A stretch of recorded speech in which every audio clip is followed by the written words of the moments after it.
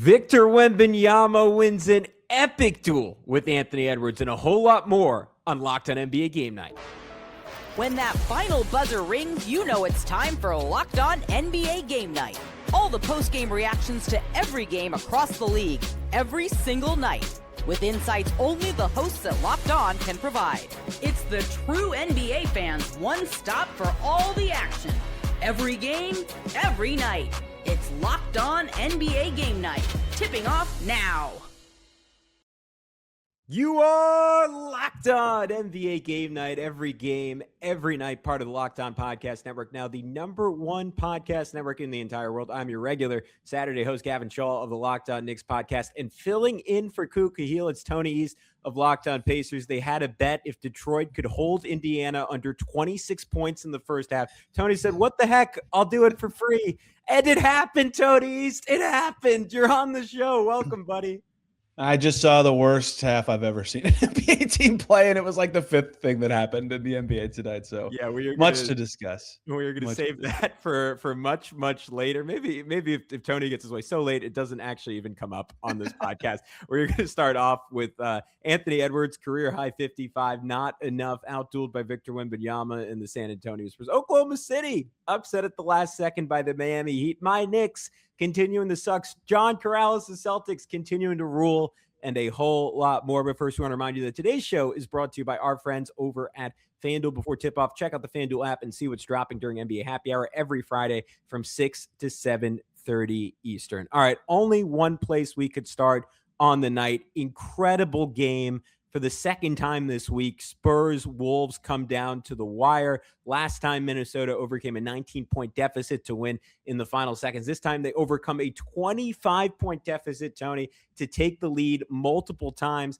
in the fourth quarter. San Antonio, though, couple big shots from Victor Wembanyama, big block on Joan Behringer, offensive rebound to seal this one. It was just enough for San Antonio to escape after they just could not contain Anthony Edwards in a 26-point fourth quarter.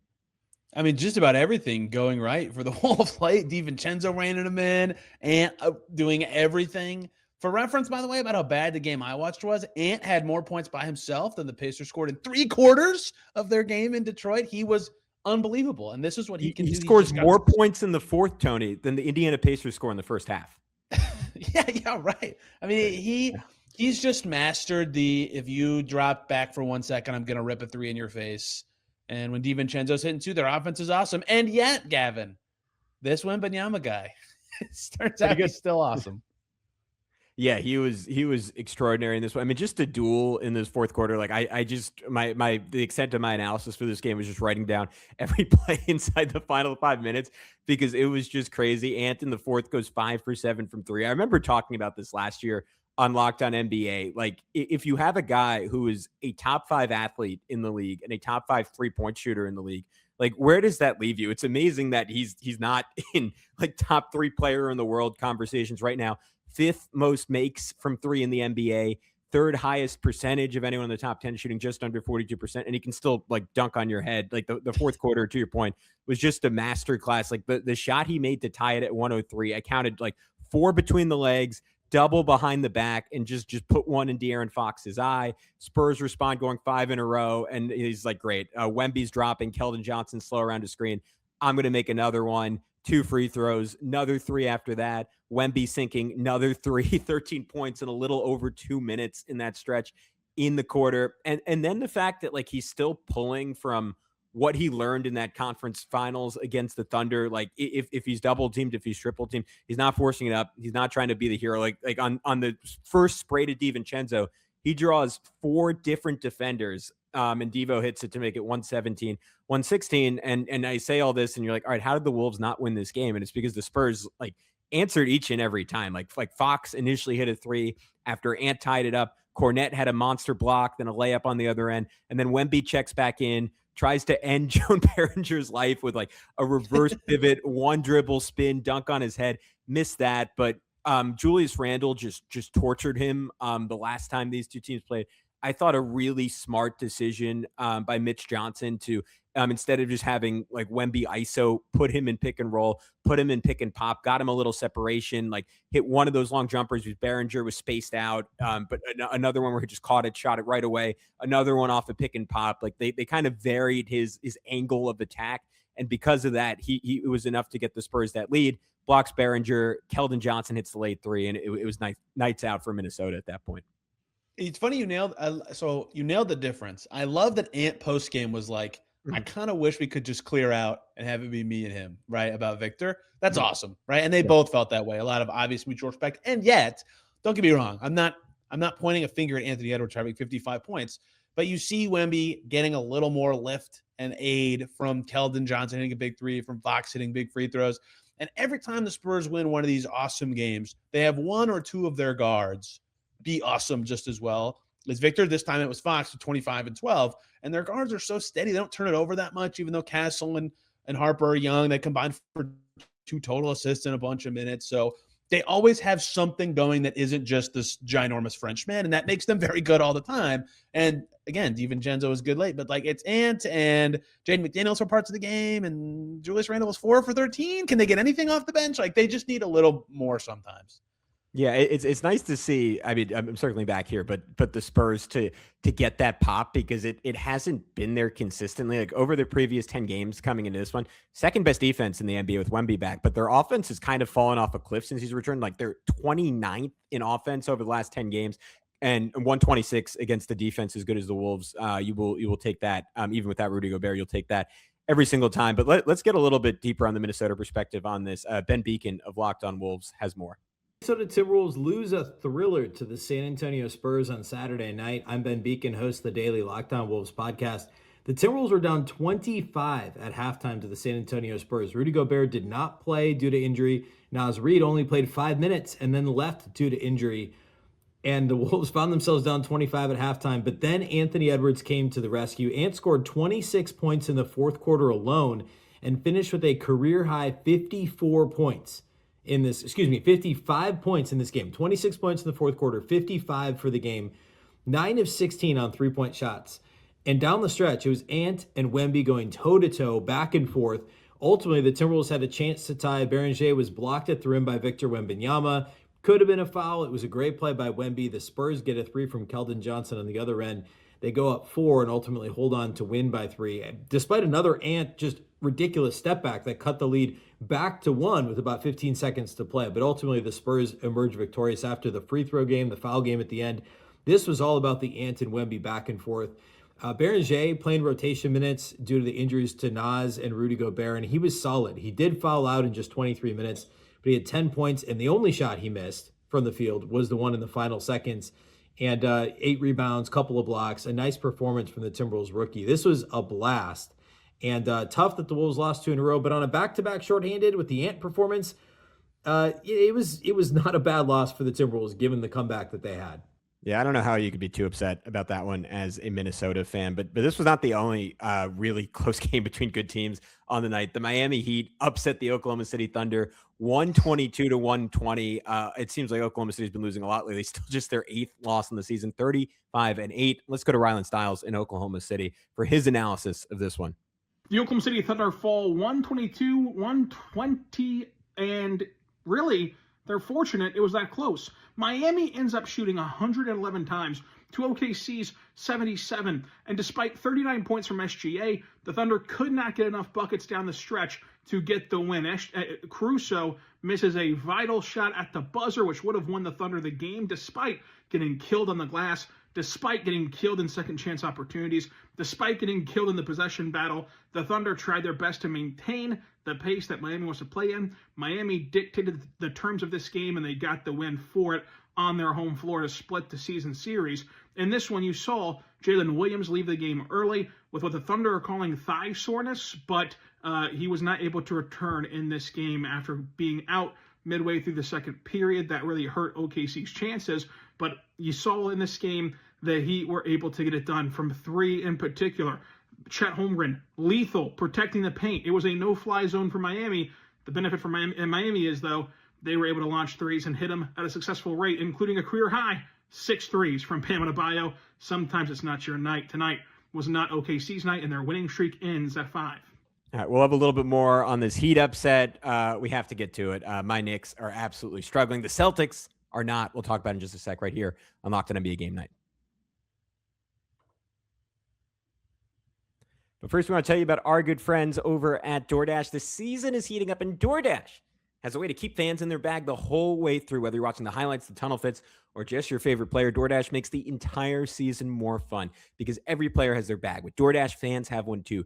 DoorDash keeps your snacks stocked, your gear fresh, and your watch party vibes absolutely on point.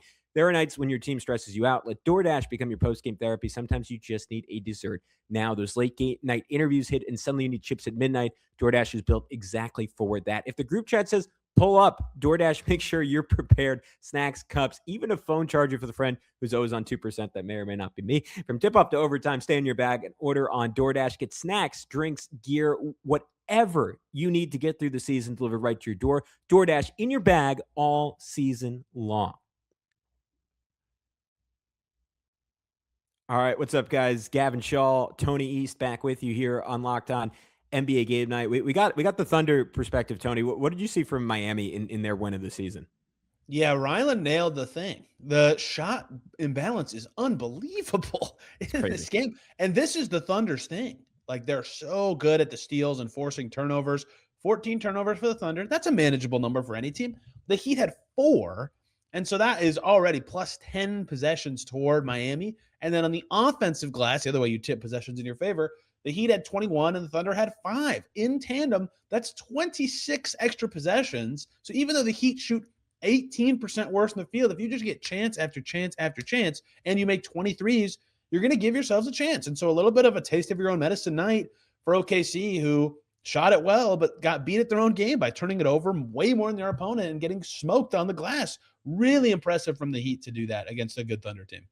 Yeah, it's a great call. It was so funny. I saw the stat online and I was like, okay, but the Thunder shot 20 more free throws, right? And they both shot exactly 28 free throws. So that was not the case. Bam, I mean, this goes without saying. Ryland noted it. Bam, career high 6 threes, absolute game changer for Miami. I mean, it was enough to draw Chet out of the paint. And when Chet refused to leave the paint, like Miami was able to punish the fact that he was helping, which teams cannot always do against him. And you're just not really going to score if you can't get Chet away from the rim. And because of the way Bam shot, they were able to do that. He also dropped 30 points, big pull-up fade over Chet with 3 minutes left to tie it at 116 all. And I also wanted to shout out, I'm not even going to try to say his full name, but Jokic, to the best of my ability. Some huge plays early in the fourth quarter to drive and slip to, I believe, Larson for a lay, catch and shoot 3. Like a guy who was not even in Miami's rotation early on, like someone that he were really excited fell to them in the draft. He was great. Andrew Wiggins, the 3 with 31 seconds left off of just a great drive and spray from Norm Powell. Like, bunch of big plays. Simone Fontecchio, Myron Gardner, both really good off the bench. He didn't have Tyler Hero or Jaime Jaquez in this one. Obviously, Oklahoma City had their share of injuries. Aaron Wiggins, some really big moments in the fourth quarter. Not enough for the Thunder. All right, it's about that time. We got to go to my Knicks. But I don't want this to be about my analysis. I want it to be about Chris Persianen, who's actually there in person at the Garden. Let's hear what he had to say.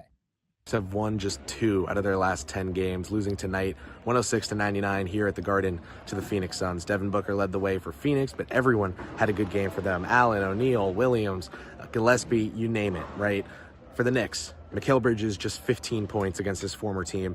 Karl-Anthony Towns just 23 points. And while he had a solid game all in all, executed defensively, still just wasn't able to make some closeouts, wasn't able to make some reads. He still had a solid game, but he airballed a wide open 3 at the end from the top of the key that could have pulled the Knicks within 5 late. It was just a really tough shot to miss that badly, to miss at all, but to miss that badly. And he said after the game, it slipped out of his hands. That happens, but brutal timing for the Knicks, who are now amidst easily their worst stretch of this season. And a lot of fans are saying, it never really felt this bad last year. Yeah. Okay, you go back and check the schedule. There were some stretches that were not pretty, but this is definitely a time for the Knicks right now where they have some disconnect and some things to figure out. They've got a couple weeks before the trade deadline. They've got a few months before the end of the season. They have time, but this needs to be something they bounce back from and build off of instead of something that becomes a trend and begins to define their 26th season. Tony, the Knicks are unofficially your second team. You spent a lot of time around them and covering them the last few years with the epic playoff matchups they've had with the Pacers. What do you think is going wrong in New York right now? Well, in this game specifically, their best player was not available to play. That hurts for sure. Look, man, their depth guys are all good players. I'm trying to say this correctly. They're very rarely all good at the same time recently. In this game, what they have off the bench, like 10 bench points or something. Clarkson is very streaky. Yabusele has been well below what anyone hoped he'd be. He was better than this last year for Philly by a mile. Mitchell Robinson's in and out of the lineup. He played. He was good. Shamit's back, but he was out. Kolek is on like the coldest stretch, you can correct me on this, of the season, right? Like this is the worst he's played in forever. So now you're, without Brunson especially, limited to like 4 players you can trust, 3, right? With Cat kind of being what he is right now. So a lot of their reliable stuff is gone, and their streaky bench is all kind of on a downswing at the same time.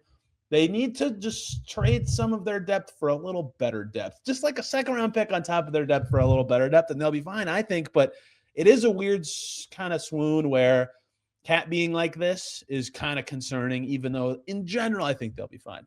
Yeah. From my perspective, you're very good at this because that is everything I would say and more. The bench is in a bad place.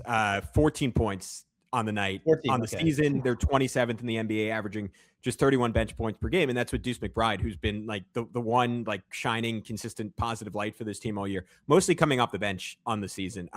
Obviously, being fully healthy will help them a whole lot. They are a team that has seemingly needed a break since the NBA Cup and this West Coast road trip definitely compounded things, but that's no excuse. Like, I mean, the Thunder and the Spurs also dealt with the Cup. They had their swoons. They've completely turned it around since then. Like, it just feels like they really struck out on both Yabu, certainly, Clarkson to like a lesser extent. They're really hurt by the fact that Kolek and Clarkson were both above 40% from 3 for all of December and January. They're both sub 30. Like they were probably coasting on some unsustainably hot shooting from those two that opened up aspects of the rest of their game, but their stars just haven't been good enough. Like Karl-Anthony Towns, like Knicks Nation, like it is rivaling like their peak ire with Julius Randle, which was a whole horrific thing that I never wanted to deal with again, but we're pretty much there with Cat. Like it does feel like the nights Brunson are out are just prime opportunity for him to score 35. And you might say that's an unfair expectation for any player,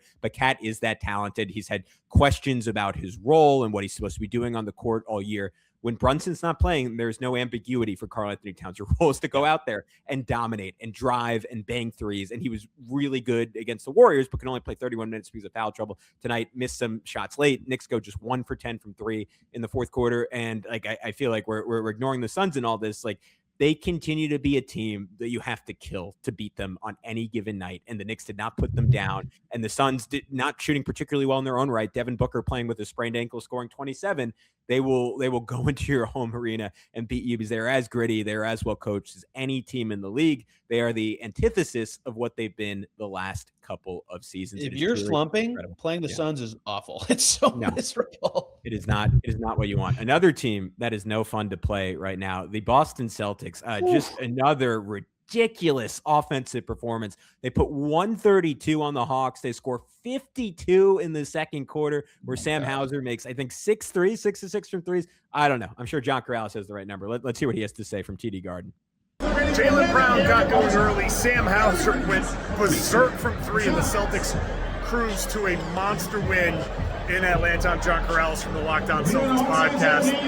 Jaylen had 41 in his return home to Atlanta. They retired with his number at his high school the day before, and then he went out and put on a show for his friends and family. Just unstoppable. And then Sam Hauser went crazy. The Celtics were 11 of 15 from 3 in the second quarter alone to break this game open. And then they went up by 40. Hauser was one shy of a team record, and he went hilariously chasing it, but couldn't quite get it. He went 10 of 21 from 3. 10 of 21 from 3. It's the most three-pointers ever attempted without a two-pointer also attempted. Not much else to say. The Celtics defense was pretty good. They rebounded well, but it was all Jaylen Brown and it was all three-point shooting. Much more coming up on the Locked On Celtics podcast. I mean, it continues, Tony, to just be astounding what the Celtics have done this year. I mean, you look at your Pacers, and obviously part of the story there is it wasn't just Tyrese Halliburton. Seemingly everyone on the team has been hurt for a month at a time. When someone gets healthy, 3 other guys get injured. So it's 2 different stories in that sense. But like, it does give you context for how hard it is to succeed in this league without your best player, no matter how much depth you have. And Boston's ability to not just succeed, but last 10 games, #1 net rating in basketball. They are dominating without Jason Tatum. Yeah, Brown's been amazing, obviously. Like, I hate the term MVP candidate when no one would pick them for MVP, but top 10 player this year, no doubt, like maybe top 5. He's been amazing. And they just need one other guy to be good if he's good, and they are going to be very competitive. I tweeted this like 2 weeks ago. This is like, I already knew Joe Mazzulla was very good. This is cemented that he is like incredibly good as a coach, that he can extract all the possible value from this team. The portion of this game that I was really locked in on was after Hauser got to 10 threes. He was 10 for, I believe, 14 at the time, and they put him in to go for the record, and he just 6 possessions in a row, 3, all missed. And he came out not long after because they were up by 1 billion points. He was on an absolute heater, and he's been kind of colder this season than you'd expect, like some weird Celtics discourse about him, but fun to see him do well. And the Hawks, hey, it turns out Trae Young was not their only problem. Yeah, I mean, Atlanta has been defending fantastically well without Trae. Last 10 games, 6th in the NBA in defensive ratings. The offense has completely tanked, 26th in offensive rating, and it feels like they were kind of coasting on some good vibes without Trae, and that's dissipated a little, and in turn, their performance has fallen apart. 37% from the field in this game, but we got to get Brad rolling. What was his perspective from Atlanta?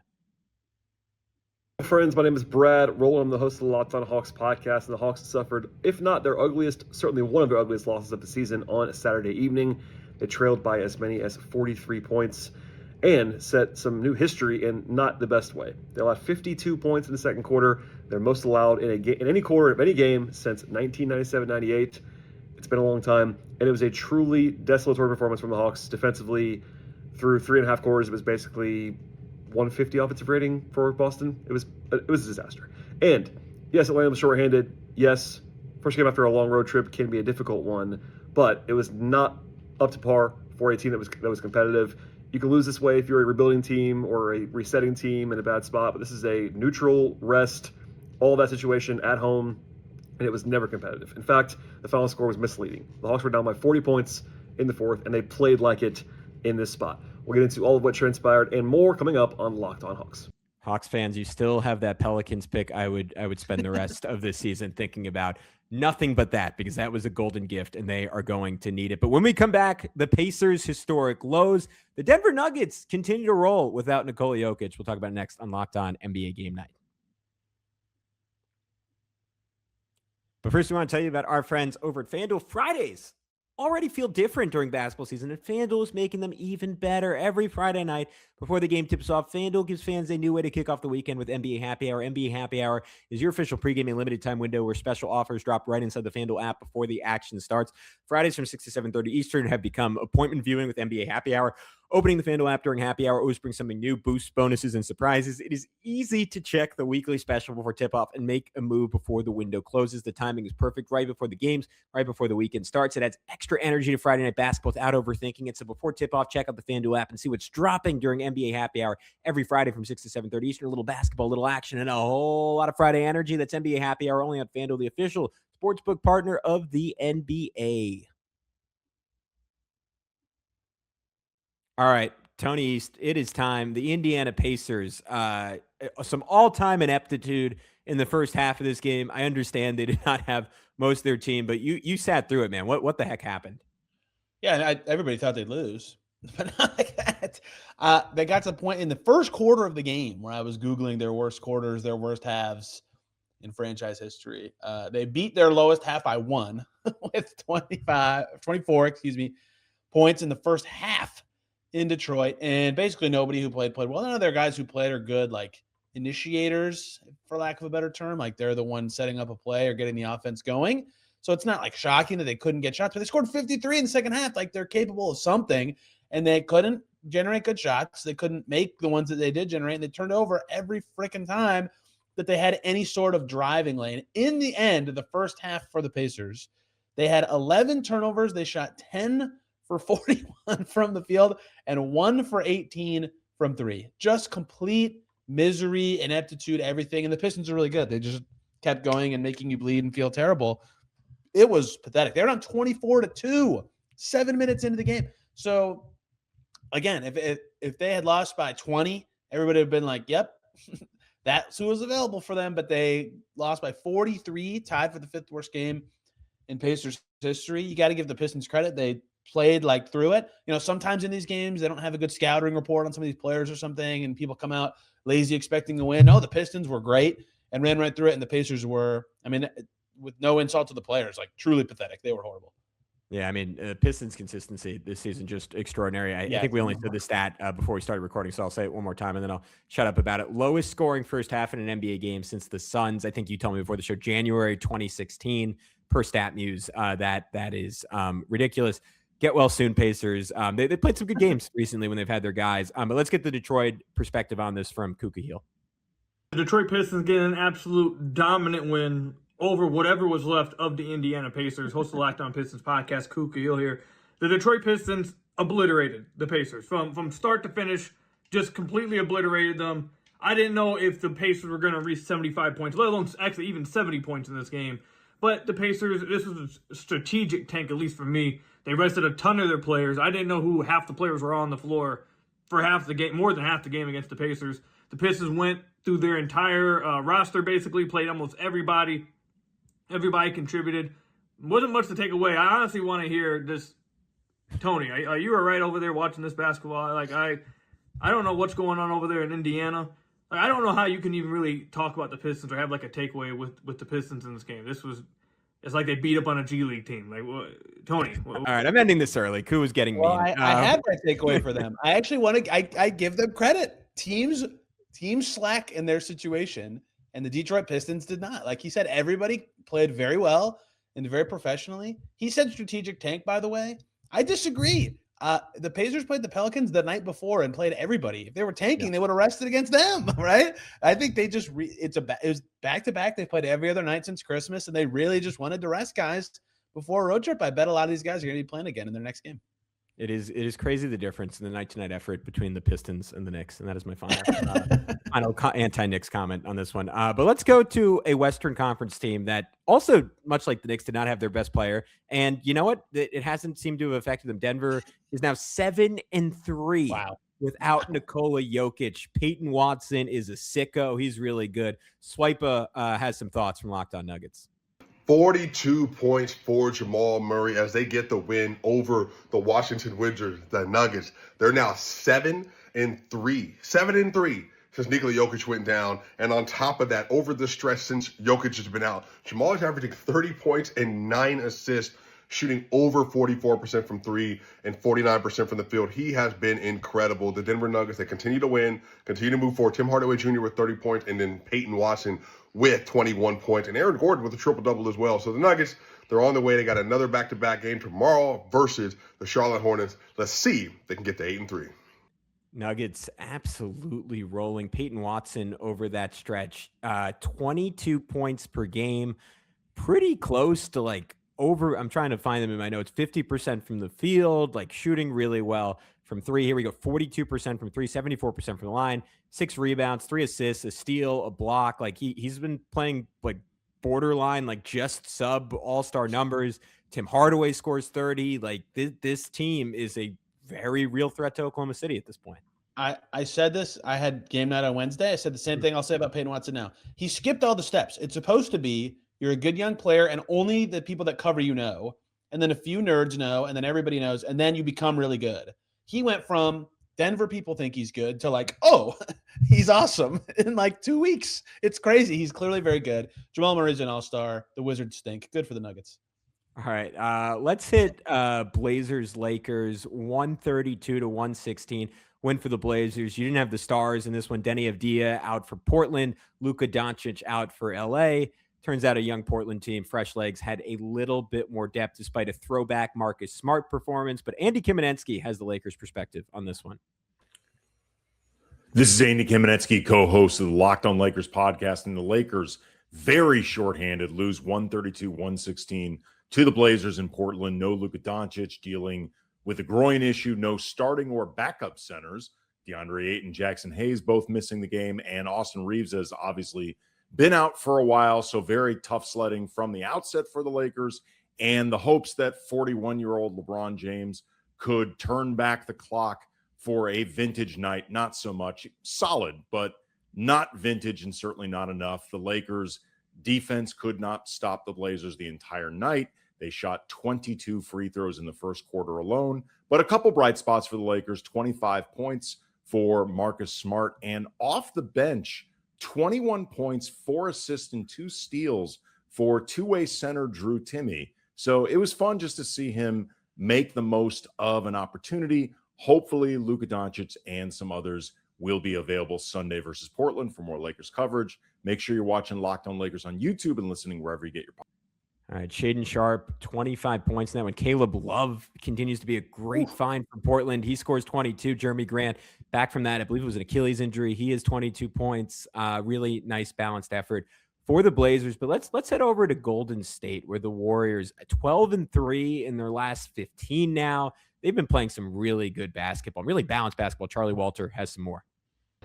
Kind of a weird start to the Warriors-Hornets game where Jimmy Butler, even on, the local broadcast, Butler was listed in the starting lineup, but was announced as a late scratch right before the game. Will Richard took his spot in the starting lineup.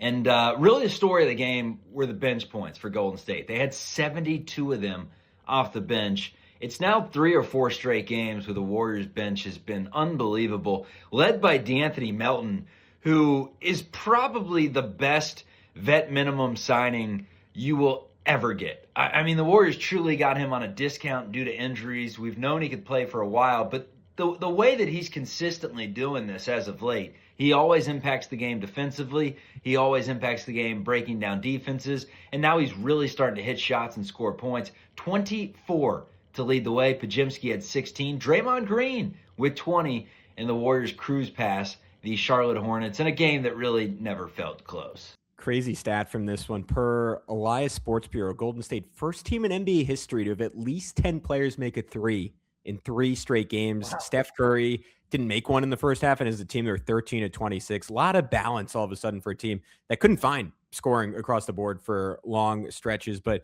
Tony, let's finish up our night. The Dallas Mavericks, they were missing everyone, but they were not playing the Detroit Pistons. They were playing the Utah Jazz, and it worked out pretty well for them. Nick Angstad has more. Running back, Mavs versus Jazz again in the AAC.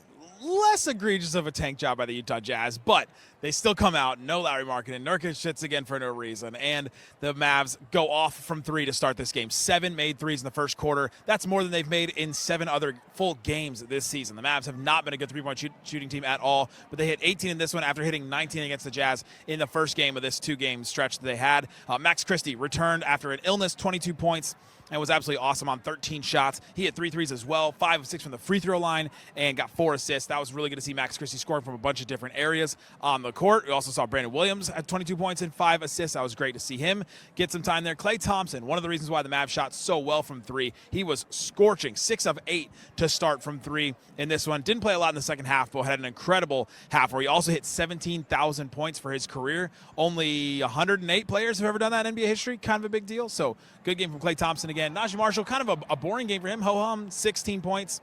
He had 6 assists, and he had 5 rebounds. The normal game for him at this point, because Najee Marshall's been so great for the Dallas Mavericks in this stretch while they're missing Cooper Flagg. P.J. Washington was out again. Obviously, Anthony Davis is out. Derek Lively, Kyrie, missing a bunch of guys. Mavs still finding a way to get wins, whether they wanted to or not. All right, that'll do it for us.